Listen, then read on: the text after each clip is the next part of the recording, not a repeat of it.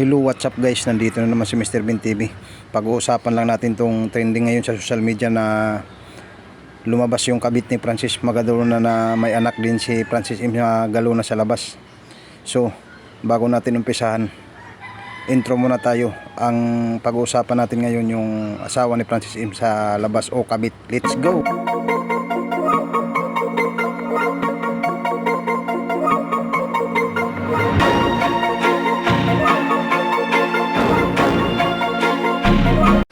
So ayun nga, lumabas yung kabit ni Francis Magalona, yung batikang master rapper ng Pilipinas na si Francis Magalona. Nag-trending ngayon sa social media dahil nagbenta ito ng jacket ni Francis Magalona na may pirma, may picture, katibayan daw na nagsasama sila ni Francis Magalona na itong nabubuhay pa. Sabi niya 15 years daw na hinahimik yung pangalawang asawa ni Francis Magalona.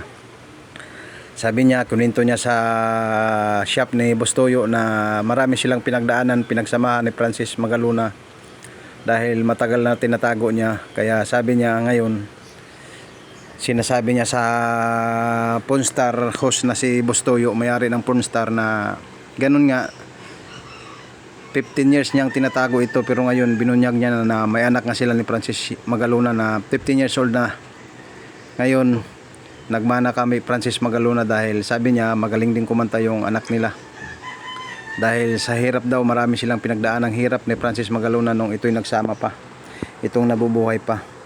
Kaya kuninto niya lahat sa kay Bustoyo, yung pornstar, Pinoy pornstar na may-ari ng Pinoy pornstar na pinagbintahan nila ng jacket na nagkakahalaga ng 600,000 pesos na bininta nila kay Bustoyo. Kaya nagulat si Bustoyo sa nalaman nila na may asawa pala si Francis, may kabit pala may naanakan pala si Francis Magalona nung ito'y nabubuhay pa.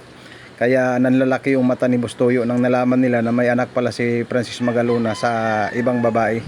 Isang client attendant pala tong asawa ni Francis Magalona na pangalawa guys. Kaya nagulat si Bustoyo nang nalaman niya na may anak itong si Francis Magalona sa ibang babae. Kaya ngayon, trending ito sa social media dahil daming gulat sa pasabog ng dating flight attendant na binunyag niya, kunento niya kay Bustoyo na mayroon nga silang relasyon ni Francis Magalona na itong nabubuhay pa. Nagkaroon yung bunga yung pagsasama nila na may anak sila na isang babae. Dalaga na 15 years old. Kaya nagulat si Bustoyo talaga sa pangyayaring ito. So anong masasabi niyo to guys? Please comment down below. Maraming salamat sa inyong pagsuporta sa YouTube channel natin at suporta. Salamat. Ito lang po ang update natin ngayong araw na to. God bless. Bye bye. Hasta la vista.